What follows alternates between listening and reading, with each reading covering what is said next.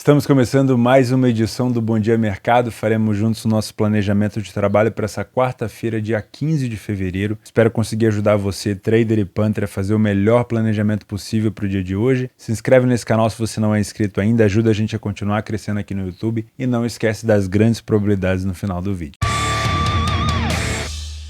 Às 16h30 na Premier League nós temos o líder Arsenal enfrentando o vice-líder Manchester City, e aqui talvez seja o jogo mais aguardado da Premier League. A gente ainda vai ter um City Arsenal lá mais para frente, mas talvez o campeonato já chegue lá um pouco decidido. Então esse jogo talvez seja o mais importante entre as duas equipes. É óbvio que não dá para descartar a presença do United, do próprio Newcastle, como uma possibilidade de fazer frente, mas eu acho que o que vem jogando essas duas equipes são elas que vão duelar até o final do campeonato em busca desse título da temporada 2022-2023. A gente tem uma cotação do Arsenal, não está aparecendo aqui, mas é uma cotação próxima de 2,90 e uma cotação do City de 2,40. Então o mercado, por mais que tenha colocado uma odd do City mais baixa, a gente realmente tem um favoritismo quase nulo aqui. O mercado entende que é um jogo muito difícil e eu particularmente também. O Arsenal vem de 3 jogos sem vitória, é talvez um dos maiores jejuns da equipe nessa temporada, digamos assim. Uma própria derrota para o City aqui na Copa, depois uma derrota para o Arsenal e um empate em casa contra o Brentford, um empate doído, né? Contra o Brentford, não sei se houve ali alguma questão de impedimento, o pessoal reclamou muito do VAR, e o Arsenal tinha saindo na frente contra o Osaka, acabou tomando o empate do Brentford. E o City, apesar de vir de uma boa vitória dentro de casa contra o Aston Villa, fora de casa são 3 derrotas seguidas. Então, eu acho que não dá para dizer que uma equipe chega melhor que a outra. Acho que as duas equipes chegam mais ou menos nos mesmos momentos. O Arteta, que é o técnico do Arsenal, foi por muitos anos o auxiliar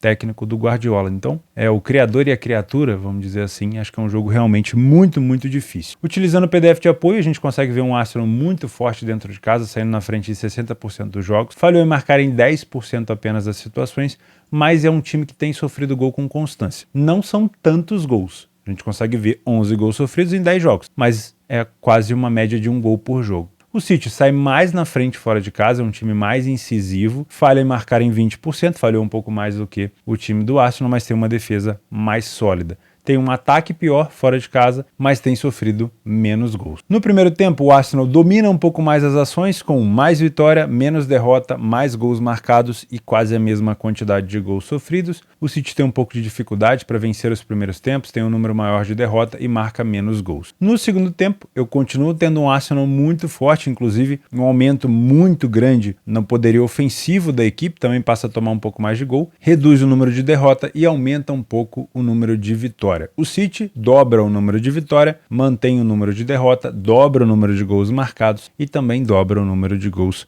sofridos. Então, no frigir dos ovos, se a gente realmente levar somente os dados dos últimos jogos fora de casa do City, dentro de casa do Arsenal, eu não consigo ver superioridade em ninguém e eu tô realmente achando que vai ser um confronto muito parelho. Se você é trader, eu viria para esse jogo para trabalhar situações de correção de preço sem viés. Eu sei que algumas pessoas vão ter mais inclinação a preferir trabalhar contra o City porque o Arsenal joga em casa com o apoio da torcida, outras pessoas vão preferir trabalhar contra o Arsenal porque confiam mais no City. Eu aconselho você, se você é trader, a não vir enviesado a trabalhar a correção de preço mediante o que você está assistindo na leitura de jogo. O time, obviamente, que tem mais capacidade de te surpreender é o Arsenal. Por que eu acho isso? Porque o City é um time que não utiliza tanto o Haaland como um fator surpresa, não utiliza o Haaland como uma situação de enfiada de bola para ele correr o tempo todo, como fazia muito bem o time do Dortmund. Ele usa mais o time do City com volume, empurrando os jogadores para trás e aí sim utilizando a mobilidade do Haaland ali dentro da área. Tá? Então raramente o City vai acionar o Arsenal em contra-ataque. Por isso, se você estiver trabalhando correção de preço, por exemplo, contra o Arsenal, é mais fácil você ser surpreendido, porque provavelmente o City vai querer ficar mais com a bola, né? Vai tentar ter mais o domínio da bola. Não sei se vai ganhar, porque o Arteta também gosta da bola. E, obviamente, se a gente tiver um contra-ataque, pode vir muito mais do Arsenal. Mas isso são detalhes, né? São detalhes pequenos nesse grande jogo. Se você é punter, eu não trabalharia com resultado por aqui. Eu acho que é um jogo muito difícil de cravar alguma coisa. Se você quiser trabalhar dupla chance, e realmente por conta das odds mais altas, o dupla chance vai estar bem interessante. Eu não arriscaria nem para um lado nem para o outro. A gente tem um excelente time dentro de casa. Só pegar os números do Arsenal aqui. Está invicto em casa com 8 vitórias em 10 jogos. E como visitante, o City tem 5 vitórias apenas em 10 jogos. Mas não é por isso que eu vou, por exemplo, colocar toda a minha confiança no Arsenal. A gente tem que lembrar que o City vem ganhando a Premier League com muita frequência, é um dos melhores times de pontos corridos da competição, então precisa ser respeitado. Em relação a gols, eu tô com bastante dúvida, porque a gente ainda vai ter um confronto entre essas duas equipes mais pro fim do campeonato, e a gente vai ter confrontos de competições europeias, principalmente pro lado do City, na próxima semana. Então, por exemplo, esse jogo vai acontecer no dia 15. O City enfrenta o Leipzig no dia 22. Dá tempo de descansar? Dá. Mas, realmente, aqui é uma divisão de atenção. Porque eu tenho o City enfrentando o Nottingham Forest depois fora de casa e depois enfrentando o Leipzig fora de casa. Então eu tenho que pensar no Arsenal disputando a liderança da Premier League e o Leipzig já nas oitavas de final da Champions League, que também é um grande objetivo do Guardiola do City, né? Então realmente é uma situação assim um pouco mais complicada. Eu tenho minhas dúvidas em relação a gols, eu acho que pode ser um confronto bem disputado. Das últimas vezes que o Arsenal enfrentou o City, ele perdeu as últimas 6 seguidas, teve situação de 4-1, teve situação de 5-0, mas também teve 2-1, 1-0, né? Então tem sido uma paternidade, vamos brincar assim, do City com o Arsenal, mas não costuma ser um jogo fácil. Então, na minha opinião, inicialmente eu acho que é um jogo para poucos gols. Por quê? É um jogo extremamente decisivo. Eu tenho o Arsenal com 51 pontos, em caso de vitória ele vai a 54, já abre um número considerável de distância e no confronto direto. Se eu tenho um City vencendo, eu empato no número de pontos, olha que curioso. Então, eu acho que ninguém aqui vai querer se arriscar, por isso eu acho que é um jogo mais truncado. O que eu faria nesse jogo? Eu olharia para um jogo, para um cenário mais under, dependendo da sua estratégia, às vezes um under 3,5, um under até 4,5, dependendo da odd, enquanto o jogo estiver 0-0.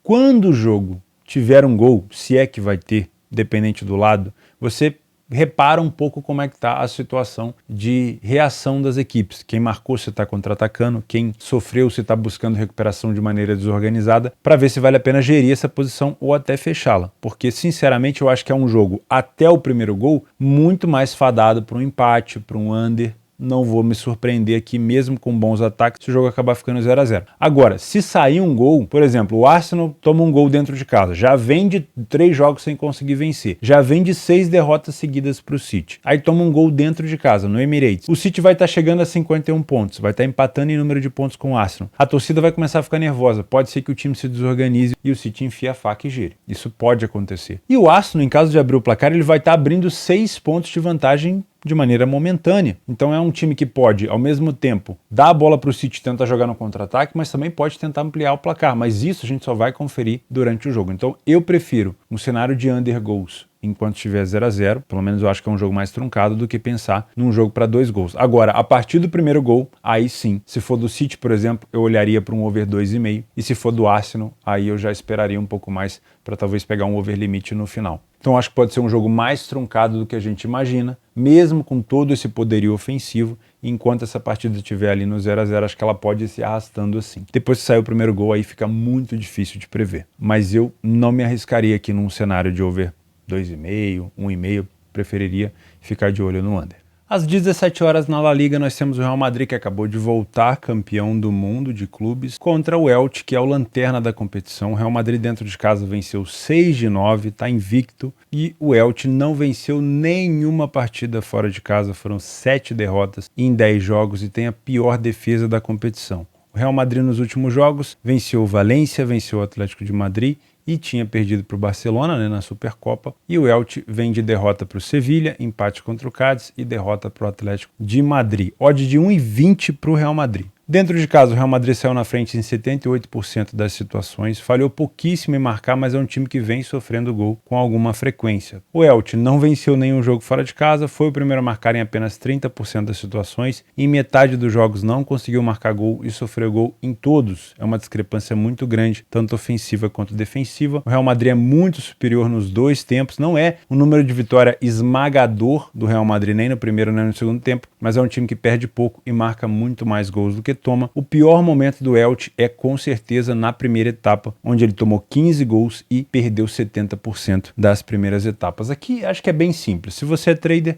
acho que é um jogo para você ficar de olho nessa possibilidade de back Real Madrid. É o pior momento do Elche, não é o momento que o Real Madrid mais faz gol, mas é um momento onde ele menos sofre. Então provavelmente a gente vai ter um Real voltando de viagem, querendo resolver logo essa situação para não aumentar a distância do Barcelona, né? Já está difícil na La Liga, mas para não aumentar a distância, até porque o Real Madrid na semana que vem tem jogo da Liga dos Campeões. Então deve querer resolver cedo por aqui. Se você trader, acho que é uma boa situação ficar de olho nesse back Real Madrid no primeiro tempo. Se você é Panther, também acho muito interessante trabalhar com essa vitória do Real no HT, porque essa odd de 1,20 no FT, né, nos 90 minutos, ela está bastante esmagada, a não ser que você espere essa odd melhorar. Mas pela fragilidade do Elche, pela quantidade de gols sofridos, pela quantidade de derrota no primeiro tempo, se você assistir os primeiros minutos e ver que o Real Madrid está entrando com muita intensidade, pode ser interessante já ficar de olho nessa vitória no HT do Real Madrid. Em relação a gols, se o Real Madrid sair na frente, aí provavelmente o Elche, que já tem a pior defesa da competição, que já está numa situação horrorosa, vai para cima e vai deixar muito espaço. Aí tem que ver se o Real Madrid vai poupar alguns jogadores, né? Porque como é contra o Elche, o Real Madrid não precisa colocar os melhores jogadores em campo. Ou se colocar, pode colocar no primeiro tempo e tirar no segundo, por exemplo. Mas se continuar em campo, por exemplo, o Vinícius Júnior, se o Benzema tiver, que voltou de lesão, estiver disponível para jogar, bem provável que a gente tenha aqui pelo menos 2 gols. E eu acho até que dá para trabalhar com essa incidência de gol no HT, já que o Real Madrid é tão forte e o Elche toma tanto gol. Então você vai conseguir pegar uma odd mais alta, talvez no primeiro tempo, né? Gols no primeiro tempo. Situação para um over 2,5 também pode ser bem interessante, já que o Real Madrid pega um adversário tão frágil, é uma situação bacana para ficar de olho nessa possibilidade de over 2,5. Mas aí lembre-se, a gente está considerando muito mais gols do Real Madrid do que do Elche, porque o Elche passa 50% dos jogos sem marcar. Às 17 horas, pela Liga dos Campeões, nas oitavas de final, nós temos o Bruges dentro de casa contra o Benfica. O Bruges passou num grupo com Porto, Leverkusen e Atlético de Madrid. Dentro de casa, venceu o Leverkusen por 1-0 e o Atlético de Madrid por 2-0, não sofreu gol, mas no último jogo sofreu 4 gols para o Porto em casa. O Benfica ficou num grupo com PSG, Juventus e Maccabi Haifa, se eu não estou enganado, e foi um grupo onde o Benfica era tido como um azarão, conta da Juventus, e o Benfica acabou passando muito bem. Fora de casa bateu na Juventus, segurou o PSG 1-1 e conseguiu dar uma goleada no Haifa por 6-1. O Bruges é hoje o quinto colocado da Bélgica. Dentro de casa, se eu não me engano, teve apenas uma derrota, mas é um time que tem muitos empates. Nos últimos 6 jogos que aparecem por aqui, além de uma derrota, o Bruges sofreu gol em todos os jogos e não conseguiu vencer. Tudo bem, tem enfrentamentos contra o Anderlecht e o Saint-Gilloise, que são equipes difíceis, né? O Antwerpia também, mas a gente tem aqui situações onde o Bruges, além de marcar em todos os jogos, sofreu em todos os jogos. Já o Benfica, tirando essas 2 derrotas para o Braga, uma por 3-0 na Liga e uma nos pênaltis, na Copa, tem vencido com frequência os seus adversários. Tá? O Benfica está com uma cotação próxima de 1,90, o Bruges com uma cotação próxima de 5. Utilizando o PDF de apoio, a gente consegue ver que o Benfica sai na frente com bastante frequência, também é assim o Bruges. Lembrando que eu estou usando dados da Primeira Liga de Portugal com dados da Liga da Bélgica. Então, níveis de enfrentamento, obviamente, diferentes. As duas equipes falham um pouco em marcar, o Bruges falha um pouco menos, mas o Bruges sofre gol com mais frequência do que o Benfica. O nível defensivo do Benfica é muito superior. O ataque do Bruges é melhor, mas a defesa do Benfica é melhor. O desempenho no primeiro tempo das duas equipes é bem parecido, o número de vitórias e derrotas é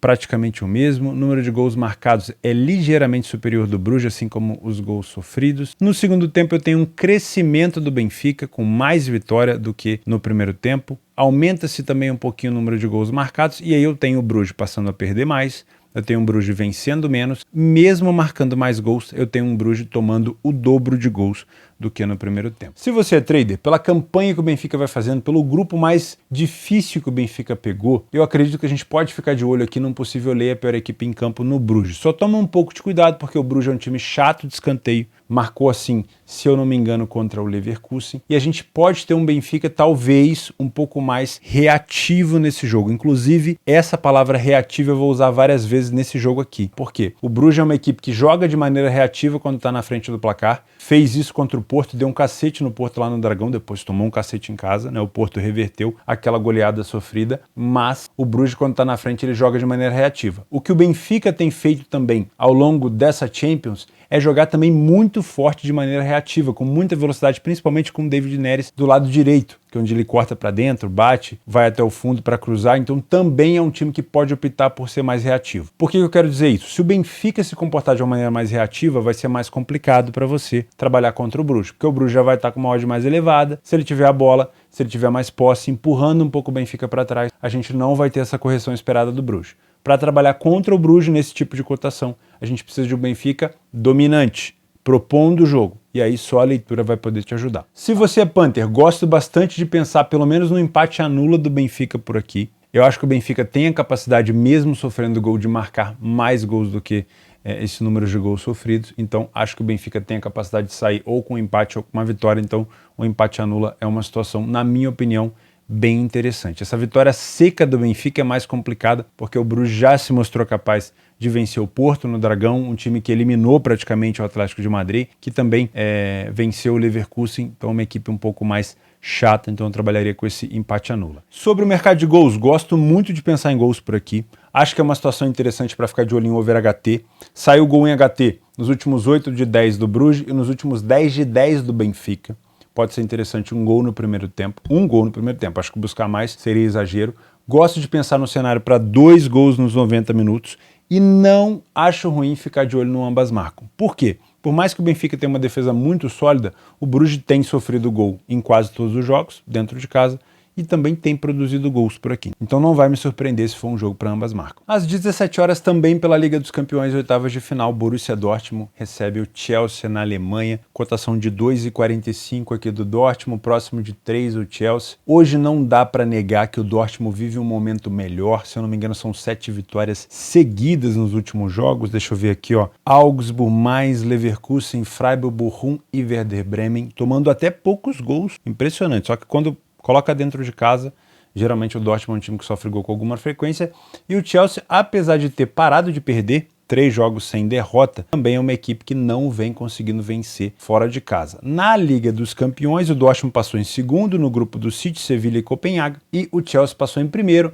num grupo que tinha uma cara de Europa League, Milan, Salzburg e Dinamo de Zagreb. O Chelsea acabou passando ali com 4 vitórias em 6 partidas. Utilizando o PDF de apoio em situações de Bundesliga e Premier League, a gente tem o Dortmund saindo na frente com mais frequência, não falhou em marcar em nenhum jogo, e em 56% dos jogos ele não sofreu gol, tá? Tem um ataque bem superior à equipe do Chelsea. O Chelsea saiu na frente em 42% dos jogos, não é uma fase boa, né? Tem sofrido bastante com algumas lesões, falhou bem mais em marcar e sofreu gol com mais frequência. O time do Dortmund é melhor no primeiro tempo, tem mais vitórias, menos derrota, mais gols marcados e bem menos gols sofridos. E também é melhor no segundo tempo, com praticamente os mesmos números. O Chelsea reduz o número de vitória, também reduz um pouco o número de derrota e passa a tomar pelo menos menos gols. Se você é trader, eu tomaria bastante cuidado com as correções de preço neste jogo. Por mais que ele possa ter uma incidência de um jogo um pouco mais disputado, né, parecido com o confronto que eu acabei de comentar aqui do Arsenal com o Manchester City, são times de características de velocidade, principalmente o Chelsea. Esse ataque do Chelsea aqui, meus amigos, com Mason Mount, Mudryk, John Felix e Kai Havertz, que já tem experiência na Alemanha, é muito veloz. É muito jovem e veloz. Então, muito cuidado com as correções de preço, porque é um jogo, assim, traiçoeiro para tomar gol de contra-ataque. A não ser que o Chelsea esteja completamente anulado de contra-atacar, ou seja, a marcação-pressão do Dortmund esteja sendo feita com muita qualidade, aí talvez um layer per equipe em campo no Chelsea possa ser interessante, né? Uma correção de preço do Chelsea pode ser interessante, porque são 2 odds bem próximas. Agora, se o Dortmund estiver deixando essa galera aqui escapar, muito cuidado. Ao mesmo tempo, por mais que o Dortmund não tenha o Moukoko, que é o jovem jogador que, pelo visto, está lesionado, se o Chelsea optar por propor o jogo, ele também vai sofrer com os contra-ataques do time do Dortmund, que por mais que não seja tão jovem assim, o Royce é um jogador ali que acaba aumentando a média de idade bastante do time do Dortmund. Eu tenho o Sebastian Haller, que voltou, contratação do Ajax, que teve um problema de saúde, o Karim Adeyemi, que veio do Salzburg, um excelente jogador também, e o Brandt está vivendo uma excelente temporada, lembrando a sua época lá de Leverkusen, Bayer Leverkusen, sem falar do Bellingham, né? Então, para mim, é um jogo muito complicado para correção de preço, porque é um jogo de contra-ataques e situações de velocidade eminente. Então, muita atenção na sua leitura de jogo. Temos o jogo do Arsenal 4,5, próximo desse jogo. Temos o jogo do Real Madrid contra o Elche às 17. Temos o Bruges com o Benfica às 17. Então, se for trabalhar esse jogo, redobra a sua atenção. Se você é Panther, eu também não olharia para resultado por aqui. tá? Por mais que hoje viva um momento melhor o Dortmund, e aí pode caber um dupla chance pro lado do Dortmund, eu prefiro não olhar para resultado porque é um jogo muito parelho. Porque o Chelsea tem um time que se reforçou muito na parte ofensiva, o Mudryk, que jogou a fase de grupos pelo Shakhtar e chegou a marcar gol contra o próprio Leipzig da Alemanha, é um reforço muito importante. O João Félix já se mostrou também um jogador que está muito mais solto no Chelsea em relação ao que ele jogava no Atlético de Madrid.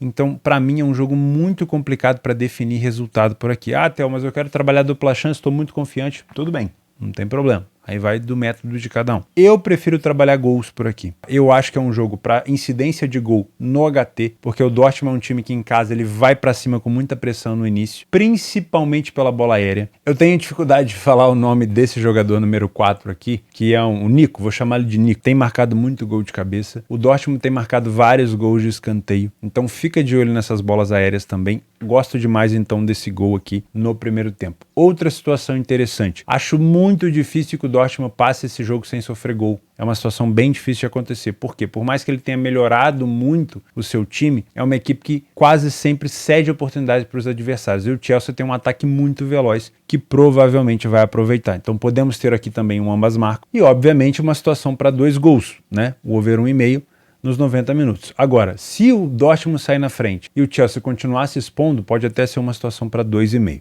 Situações mais seguras, na minha opinião, um over HT e o over 1,5 nos 90 minutos. Quer se arriscar um pouco mais? Está um pouco mais ousado? Talvez um dupla chance para alguma equipe que você confia mais e um over 2,5 ou um ambas marcas. Você vai pegar também cotações bem interessantes. Os jogos extras dessa quarta-feira nós temos na Championship na Inglaterra, o Preston enfrentando o Luton. Não são equipes assim tão de cima de tabela, o Luton é o 4º colocado, mas o que me chama a atenção aqui é que como visitante, o Luton tem 8 vitórias em 15 jogos, é o 3º melhor visitante da competição, e como mandante, o Preston tem 3 vitórias em 15 jogos, é o 2º pior mandante da competição. Então pode ser um jogo parelho, com cotações próximas de 2,50 as duas equipes, pode ser um jogo para correção aqui no Preston, que mesmo estando em 12º, é um dos piores mandantes. No Carioca, às 21h10, nós temos o Flamengo enfrentando o bom time do Volta Redonda. Volta Redonda já complicou a vida do Vasco, já complicou a vida do Fluminense. É uma situação complicada aqui para o Flamengo, que veio do Mundial, não conseguiu passar para a final do Mundial, tá pressionado. O Volta Redonda tenta aqui passar o Flamengo na classificação. Se vencer, pode até ficar ali próximo do Botafogo na liderança. Como mandante, só perdeu uma partida no Raulino de Oliveira e como visitante, o Flamengo não venceu nenhuma, empatou as 2. Esse jogo muito provavelmente vai ser no Raulino, a não ser que alguma coisa mude. Então, jogo difícil para o Flamengo, mas o time chega mordido depois do Mundial de Clubes.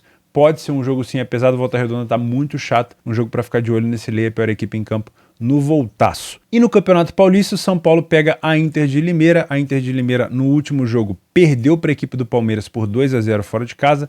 E o São Paulo meteu 3-1 no Santos, chega com moral. Acho que essa cotação mesmo dá para ficar de olho tanto no possível Leia, pior equipe em campo no Inter de Limeira, como um back São Paulo, se ele estiver jogando muito bem. Mas lembre-se, estaduais, verifica a escalação, intensidade, né? O quanto essas equipes de fato estão querendo buscar esse resultado. Então é isso, meus amigos. Muito obrigado pela sua companhia, pela sua audiência. Se inscreve no canal aí se você ainda não é inscrito. Ajuda a gente a continuar crescendo por aqui. Fica com Deus e até quinta-feira.